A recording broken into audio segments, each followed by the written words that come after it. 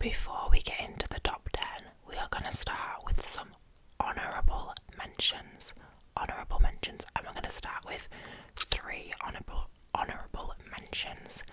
And these are 3 books that surprised me. So, these books might not have been my favourite of the year. They might not even be in the top 20 favourites of the year, even though they probably are. But basically, these 3 books are ones that I went into with little or no expectations, and that pleasantly surprised me. Okay, so the first book that pleasantly surprised me in 2024, an honourable mention, is My Dark Desire by L.J. Shen and Parker S. Huntington.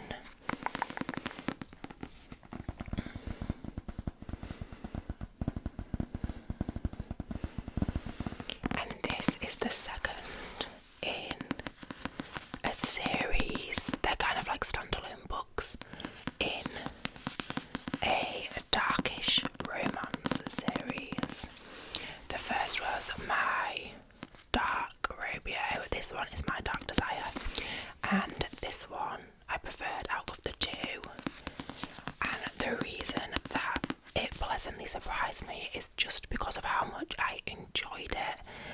Like I said, these are kind of darkish romances, and this one is kind of like it's kind of inspired by Cinderella. And it says, so we have Zachary's son, who is a millionaire, like heir to loads of money, but he's very cold. He doesn't like physical touch or anything. He's very kind of your standard typical toxic masculine character. And then you have Farrow, who is in a completely different class to Zachary, and she is basically trying to take something back that was her father's that Zachary has acquired, and he catches her and then keeps her on as the help. But this pleasantly surprised me because the way it was written, it was just really fun. These books are just so out there, some of the things that happen, that you're kind of just like, what is going on? But I think they're well written, and I've realised I always have a good time reading L.J. Shen's romances, so I ended up actually giving this 4 stars. So that is number 1 honourable mention. The number 2 honourable mention is What the River Knows by Isabel Ibanez. And this is kind of like an Egyptian set YA fantasy. This is the Fairy Loot edition.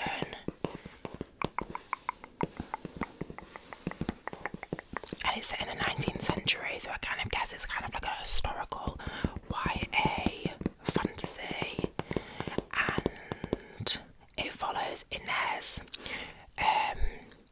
And it's set in Rio de Janeiro, but they travel to Egypt, and her parents pass away in mysterious circumstances, and she basically wants to find out why. And there's also kind of a romance involved in what as well. But again, the reason that this is in my honourable mentions is because when I picked this out of my TBR jar, I was a bit apprehensive going into it because the storyline isn't something that I would usually gravitate towards, and it really pleasantly surprised me. I ended up giving it a high 4 stars. The plot was really good, the pacing was good, the writing was it was good, it kept me hooked. The was lots of action involved. And the ending, the cliffhanger ending, genuinely surprised me so much. I really didn't expect it, so very excited to read the second one that I definitely need to get my hands on soon. But yeah, the second honourable mention of 2024. And then the first honourable mention of 2024, I guess this is the last honourable mention of 2024, is a recent read for me, and that is Ledge by Stacey McEwen. This will be my December wrap-up. And this is number 1 of the Glacian trilogy. And it basically follows Dawson, who lives on what is known as the Ledge, which is like high up on a mountain, on a ledge, and she lives in a world where she is stuck on this ledge with, other people. They live on this ledge, and every so often this race called the Glacians come and take people. They are like winged, taloned creatures, I guess, humanoid creatures, and they come and like take people away, and they're never seen again. But when she is then taken, she meets a half Glacian, half human man, and it goes on there of her like trying to escape and their evolving relationship. But again, when I picked this up, I didn't expect much from it, but I ended up really, really enjoying it. The writing's really good, the plot is really good, and I was really pleasantly surprised. I again gave this 4 stars, but I will definitely talk about it more in my December reading wrap-up. So yeah, those are the 3 honourable mentions. And now let's get into my top 10 books of 2024. So the first 2 books are actually books that I listened to on Audible, so I will tap on this for the sake of your relaxation.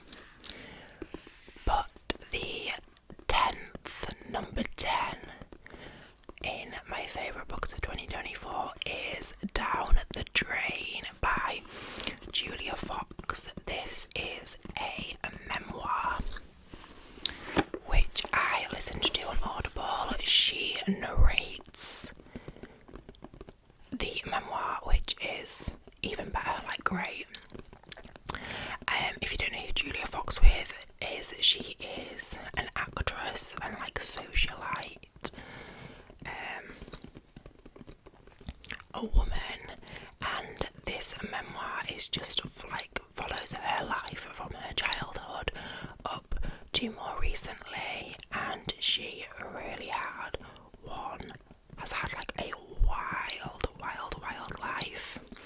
She has been a dominatrix, she's been an actress, she is a mother, she has been an addict, she has lived in New York and Italy, she has dated some very famous people such as Kanye West, so she has been in the spotlight. And what makes the memoir so good is for her narration.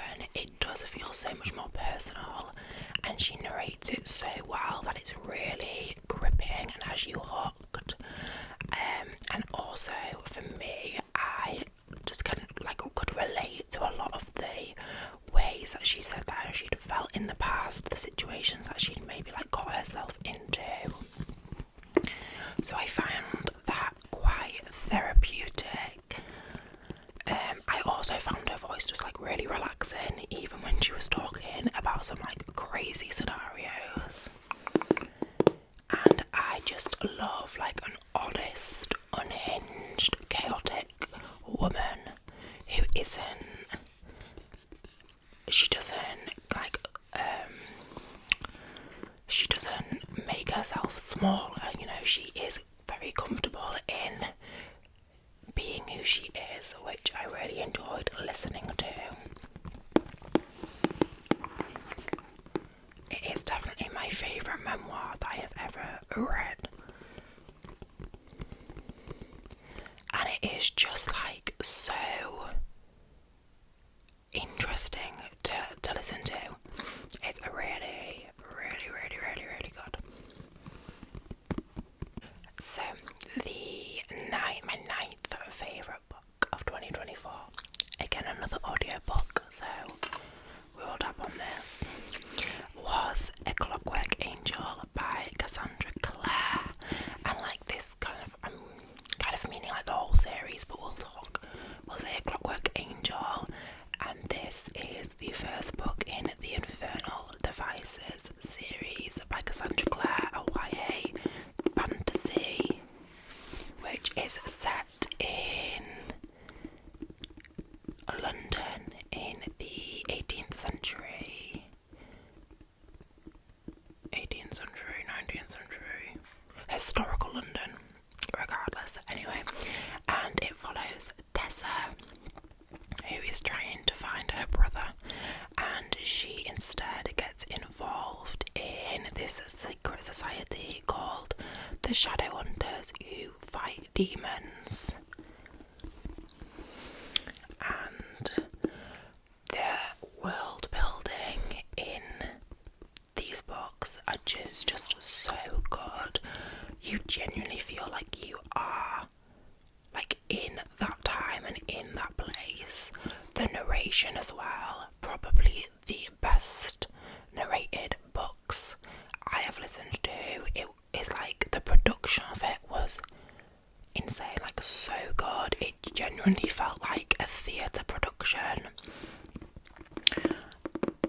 and because of that, it felt like a film. It felt like watching a film, and it was really gripping. The plot, I would say, was also just so different to any like YA fantasy books that I have read. So that was definitely a nice change. You know, with some like fantasy books now, like everyone's trying to get like the same tropes in, whereas I think because these are older YA fantasies, like they didn't, Cassandra Clare like wasn't pressured to kind of get all those tropes in, so it was definitely refreshing, and it just set the series up in a really great way. There was like no plot holes. Cassandra Clare is clearly like a brilliant writer, and it showed in this book. So that, also the characters, like every single character is so well developed, and you just feel connected to each one. Even like the side characters felt like main characters, so yeah. That was number 9. So, number 8 in my favourite book of 2024 was Holly Black's The Prisoner's Throne. And this is the second book in the Stolen Heir duology. It's a novel of Elfhame, so it's kind of set in the world of the Folk of the Air series. And I just remember like literally loving every minute of reading this book. Like I just loved being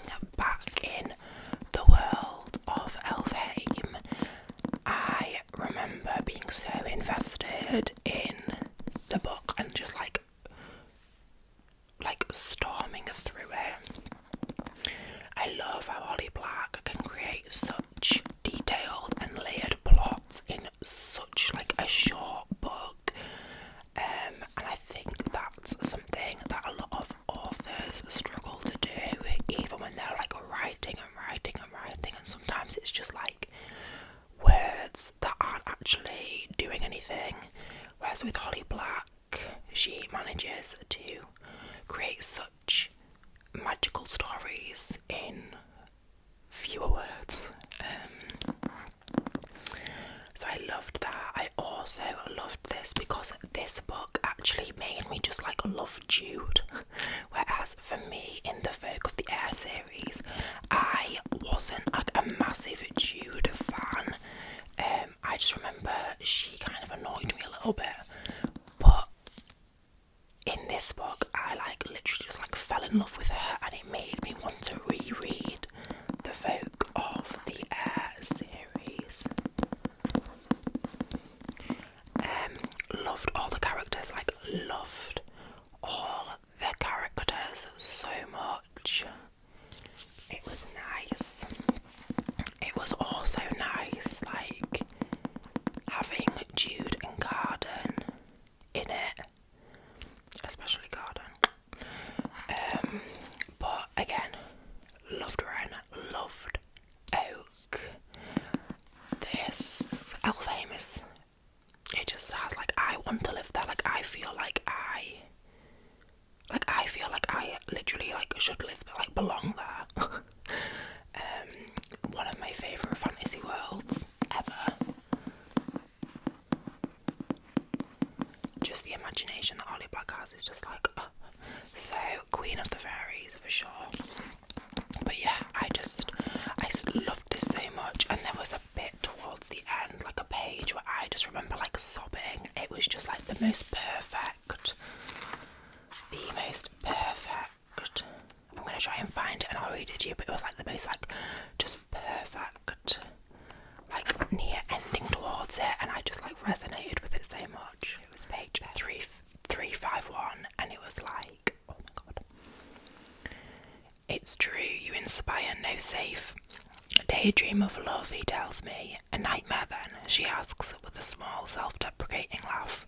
The kind of love that comes when two people see each other clearly, he says, walking to her, even if they're scared to believe that's possible. I adore you. I want to play games with you. I want to tell you all the truths I have to give. And if you really think you're a monster, then let's be monsters together. Ren stares at him.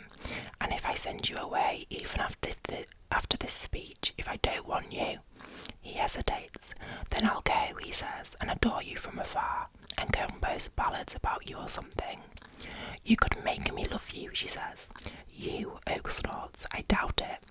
You're not interested in my telling you what you want to hear. I think you might actually prefer me at my least charming. What if I am too much, if I need too much, she asks, her voice very low. He takes a deep breath, his smile gone. I'm not good, I'm not kind, maybe I am not even safe, but whatever you want from me, I will give you. Like, I don't know, like, that's like one of my favourite pages in a book ever. So, yeah. Number 8, The Prisoner's Throne.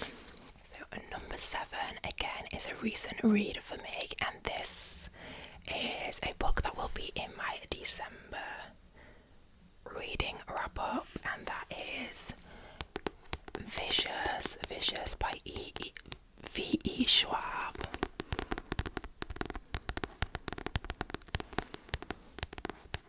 And this follows mainly Victor and Eli, who are friends in university, college, and they have to decide what to write their theses on. They're both very clever, and Eli decides to write his on EOs, which are like extraordinaries, like superheroes, I guess, and basically they fuck around and find out, and they find a way to become these extraordinaries, but then they end up disagreeing on like whether extraordinaries should kind of exist, and it basically becomes a game of like cat and mouse of them trying to find one another. And this is definitely worth the hype. It is so well written. The writing is genuinely like a stellar reason that people like rave about this, because V.E. Schwab's writing in this is just so gripping and so well thought through. The plot is just really, really clever as well. And all the kind of side characters are really well incorporated into the story. And it definitely, like, I was definitely questioning, like, whose side am I on through a lot of the book.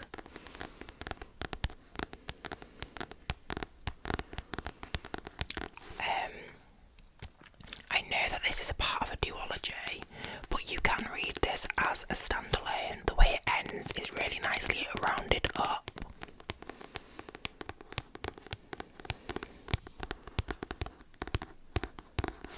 The book does jump around a lot. It goes back and forth between people and timelines, but that actually works really well. The chapters are quite short, so I just kept reading and reading and reading and reading, and I like flew through this.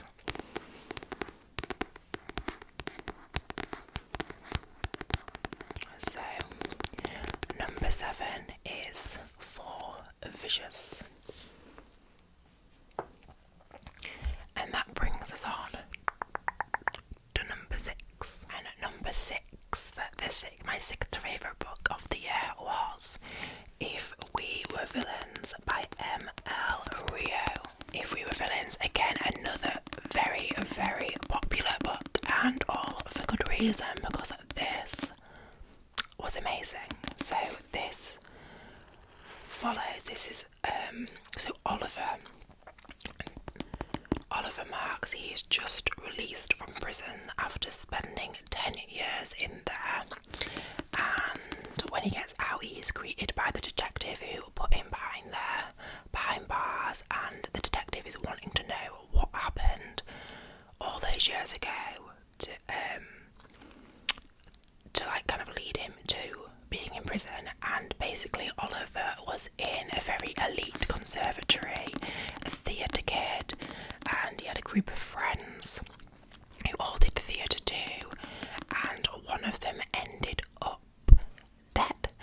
And the book kind of is trying to figure out, weave in and out of who, you know, what actually happened, how did one of the friends end up dead. And in the book they are doing a Shakespeare play, and they all get very heavily involved in their roles in the play.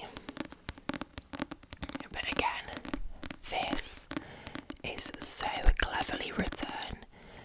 It kept me on the edge of my seat throughout and kept me gripped throughout. The only thing that stopped this book being a 5-star read was just because of the amount of Shakespeare dialogue throughout. And it was a Shakespeare that I wasn't as familiar with, so sometimes I had to like really think of how it was connecting to what was happening like within this actual book. But apart from that, it was so good. And it was one of those ones where you have like no idea until the end, and then when you like it's revealed at the end, you're like, oh my god. And you are like, that's so clever.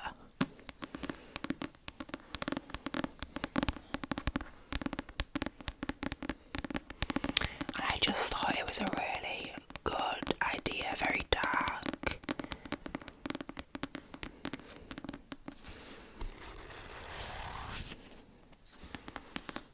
I don't know, I would say like M.L. Rio in this book and V.E. Schwab and Vicious, like the writing, it kind of has similarities to me, because they're both so well done and both so developed and like deeply thought through.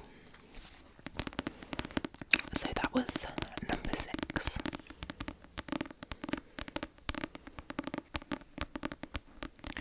So my fifth favourite book of the year It's a little bit of a change from those amazingly written, cleverly plotted books. And this is a book I read on my Kindle, which no longer works.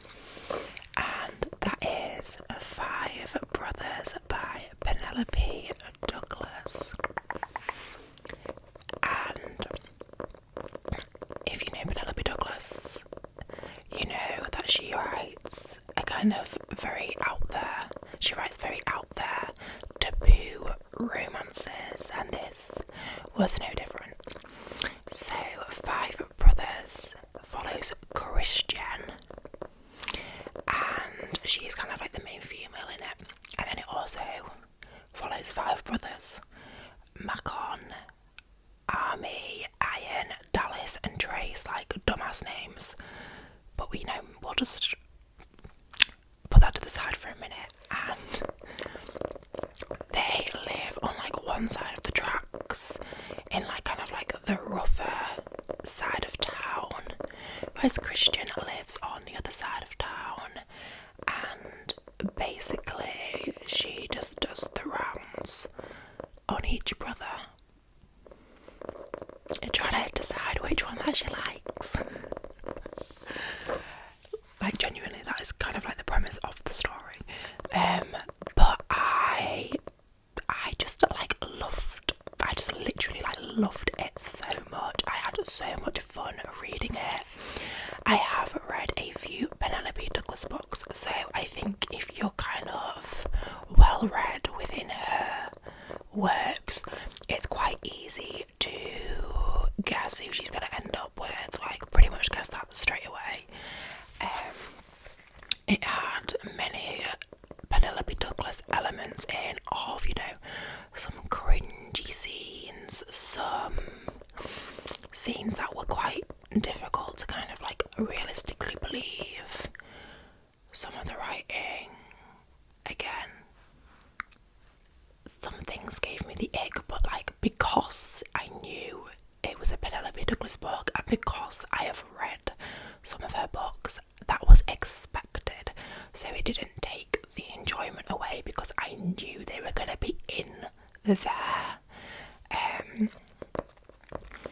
So yeah, I just loved the story. I had so much fun reading it, and like even though I knew who Christian was going to end up with, the journey to getting to that point was just fun. Like, and I think sometimes, every book you read doesn't have to be like, oh, this was like a really amazingly written, well thought through, like life changing, literary changing book. Sometimes your favourite books can literally just be like something that you have like a really fun time reading, and that was that for me. So yeah, very well deserved 5th place for me. Literally loved it. Read most of it within 24 hours.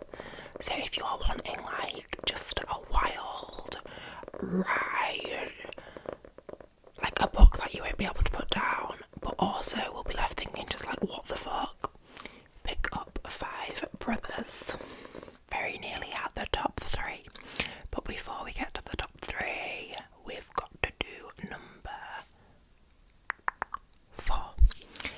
And for me, my 4th favourite book of 2024 was Famine by Laura Thalassa.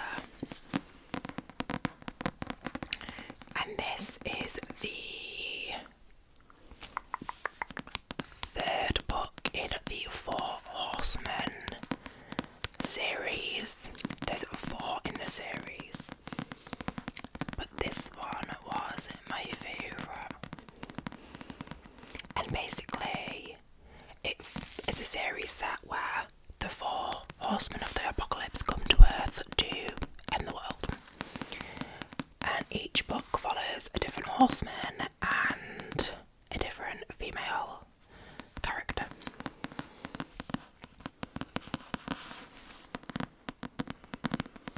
And this one follows Famine and Anna, and it is set in Brazil.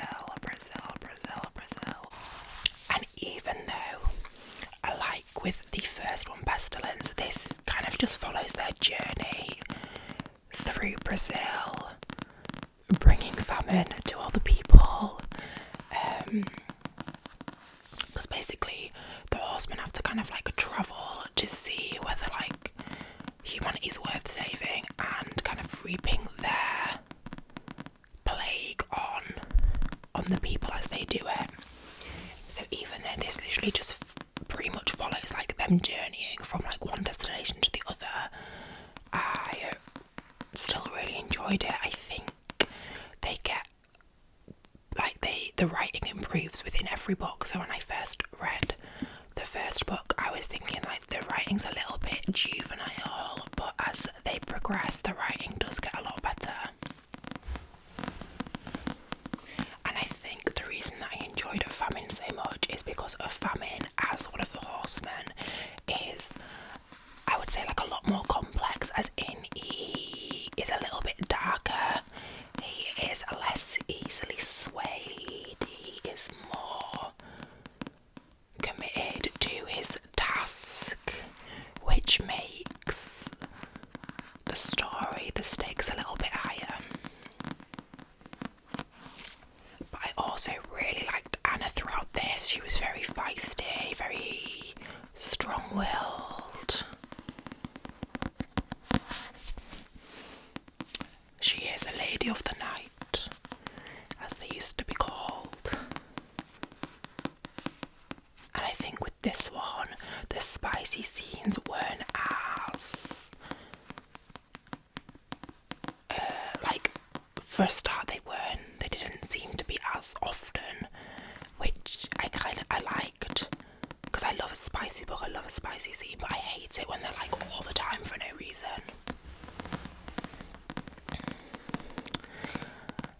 So yeah, I loved this whole series. I just remember Famine being my favourite out of them all. And I also like how the ending kind of still left you with a few questions to be answered in the last book, to see how Famine was gonna like truly end up. So that was my fourth favourite book of the year. Okay, we are in top three. So, my third favourite book, the book that gets the bronze medal is, and it is a book that I have spoken about recently. It is Throne of the Fallen by Kerry Maniscalco.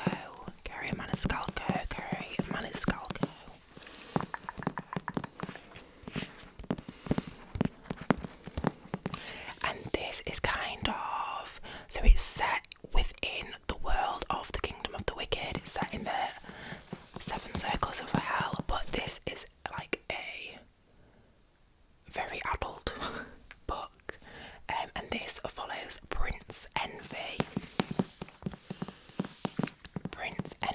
who we are introduced to in the Kingdom of the Wicked books. It also follows Camilla, who is an artist. So basically, Prince Envy has to enter a deadly game to try and save his court, which is cursed and slowly like failing, I guess. And then he kind of ropes Camilla into it. And they go on this quest together to kind of like discover the secrets. They go to like the vampire court, they go through the underworld.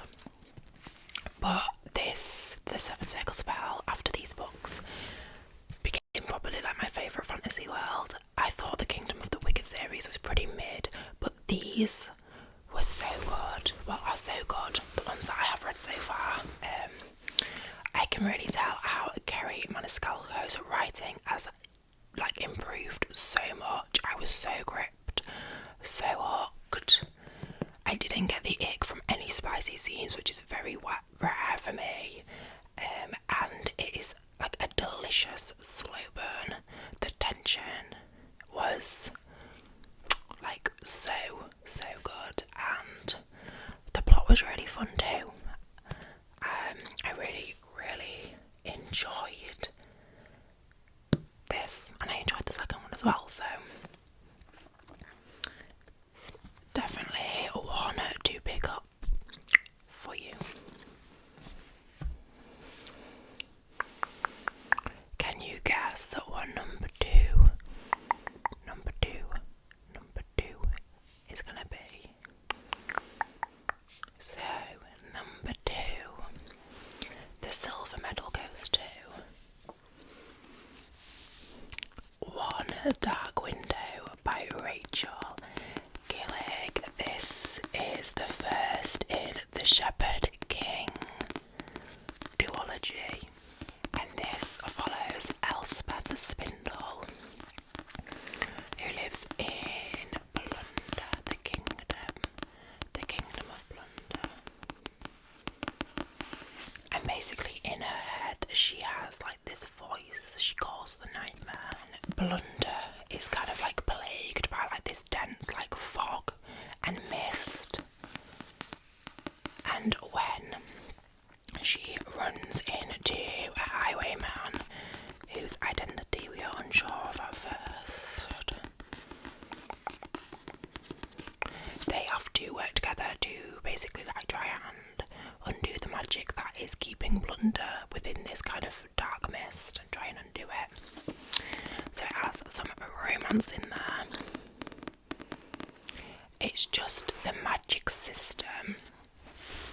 What really got me about this book is the magic system, and the magic system within this book is so different to any like magic system that I have read in any other fantasy books, and I really loved that.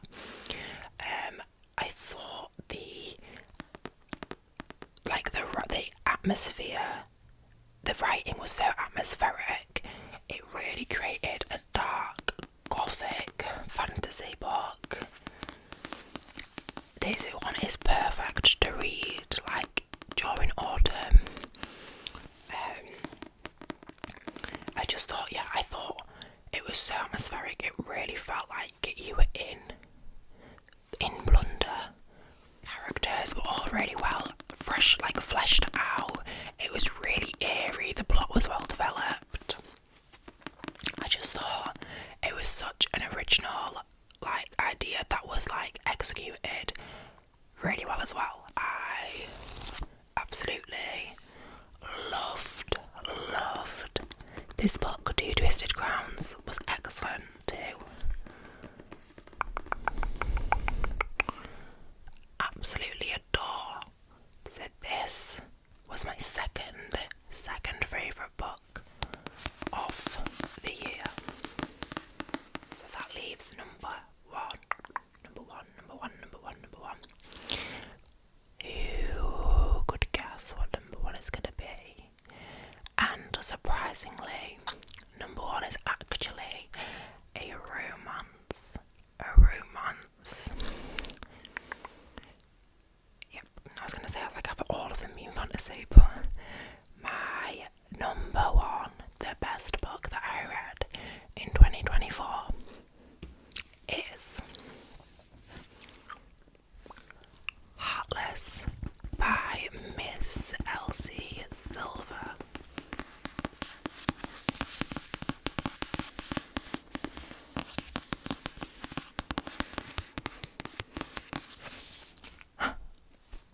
I freaking love this book so damn much. This is the second in the Chestnut Spring series, which is Cowboy Romances, and this book follows Cade Eaton and Willa, and Willa basically becomes the nanny for Cade's son Luke. And it goes from there. So it is an age gap romance, and obviously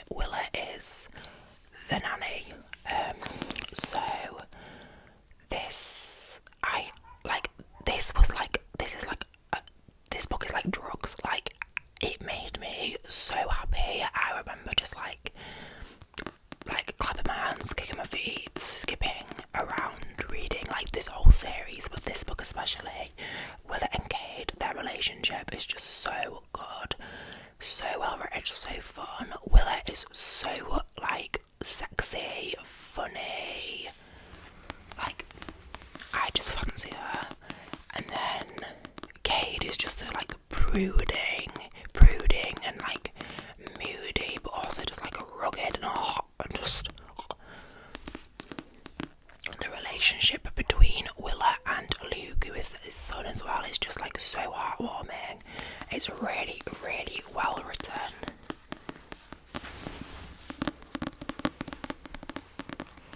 And Elsie Silver, she writes some like damn good spice. Like she writes spice that is done, like written well, and also, do you know that there's some writers who just put it in like so randomly? It's like, why? Like that doesn't happen with Elsie Silver books. Like her spice is just all so well placed, if that makes sense.